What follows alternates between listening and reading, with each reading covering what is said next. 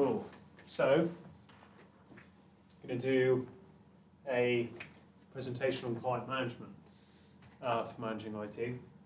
And then after, we're going to do a job placement discussion and then worksheet after. Little happy man. Yeah, yeah, come on guys. Excitement, show me your excitement. Yes. There we go, right, brilliant. So here's the introduction. In a typical organisation, there are lots of client machines used for day-to-day operations, i.e. the college. Client management is necessary for the following tasks: installing and updating software, patch installation, troubleshooting recovery from faults. When a company is getting large, it is a tedious task to do such management without appropriate tools. I'm sure every network technician can testify to that. Now there is client management software that can help provide such services more efficiently. Altris is an example of such software, also used in client C. I assume that stands for client environment or something. Why we need client management software. So here's a little thing for you. 80% support, 20% hardware, and here's the IT maturity chart. Chaos, reactive, proactive, service, and value. And I'm sure we will go more into that in just a little second. Here's the client management suite. Okay, we've got a little diagram here. So the IT lifecycle management, we go from transition and migration to asset identification, so on and so forth. As you can see, as we go from things like procurement, staging, production, retirement, we can see where different aspects of client management comes in. Okay, asset identification. What might we call something like this in a management environment? Yeah, you might have had to do it if you've worked in retail before. Taking inventory, okay? You ever had to take inventory before? Yeah. That's pretty much the same as asset identification, except it's a little more technical, okay? So, deployment solution, okay? This is used for new PC deployment, i.e. a new computer on the college network. Hardware refresh and OS migration. What is OS migration?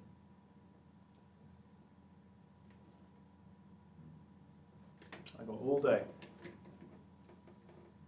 Have a guess. What does OS stand for? What is migration?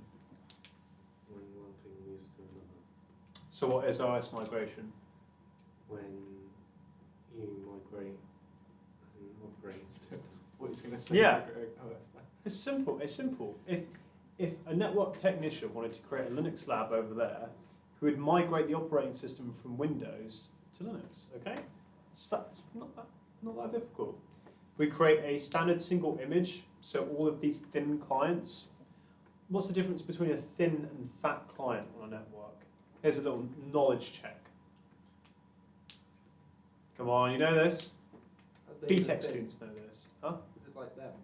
These? These are thin clients, but what's the difference between a thin and a fat client? Sophie? Thin clients don't do any of the processing pretty much. Everything's held on the server, whereas a fat client holds all its resources on there. Yeah, exactly. Good. So again, there are differences. Hands-off desktop deployment.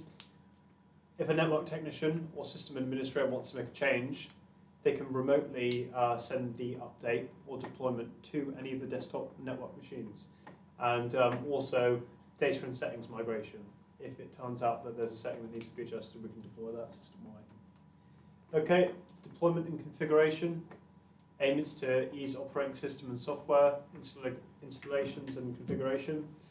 This is done with a variety of tools and service, the boot image and software packaging. Here's a sample scenario. Bob is a new hire in the sales department, needs a new laptop. Sally in the IT department orders a laptop, hands it over to Bob and says, simply plug it in. With deployment features, Sally has a base image of all files from a base machine. Okay.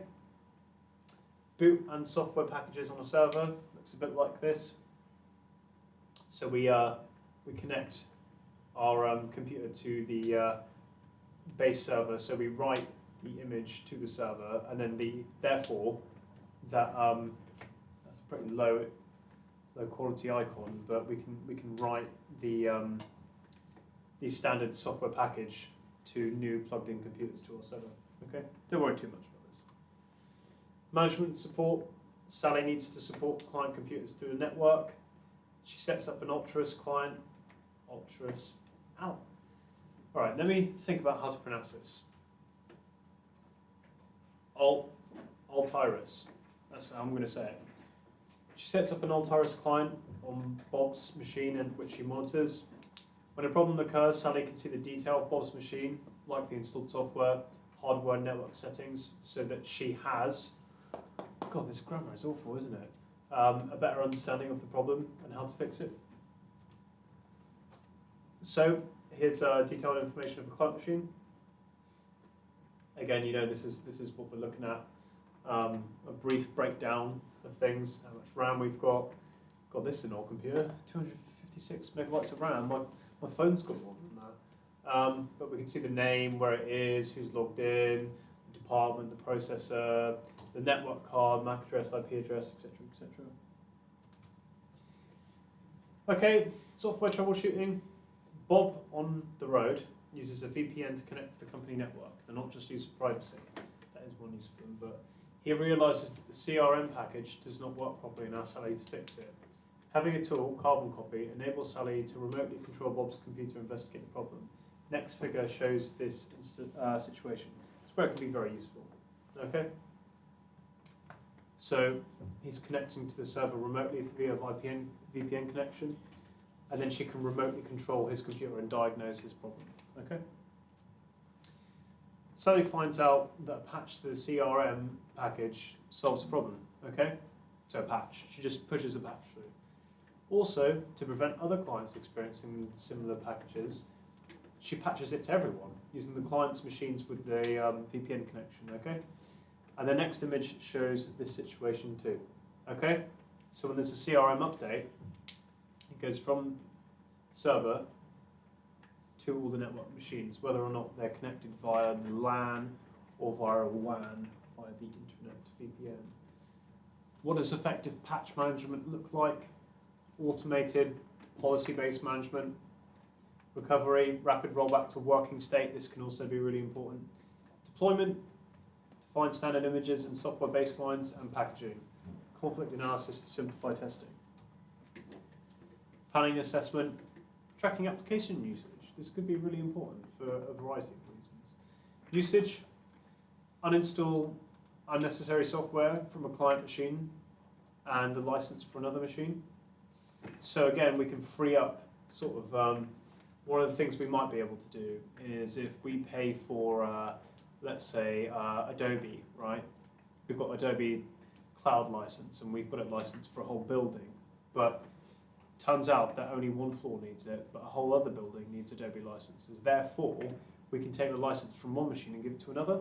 So again, there's application tracking and planning assessment can help us around those areas. Okay, backup and recovery, having snapshots of the client files stored at the server. This is always important, okay? The amount of times I've had to restore from a snapshot on Windows is unbelievable, but whether or not the client knows it, they sort of want this done. We have this thing, unspoken client need, okay?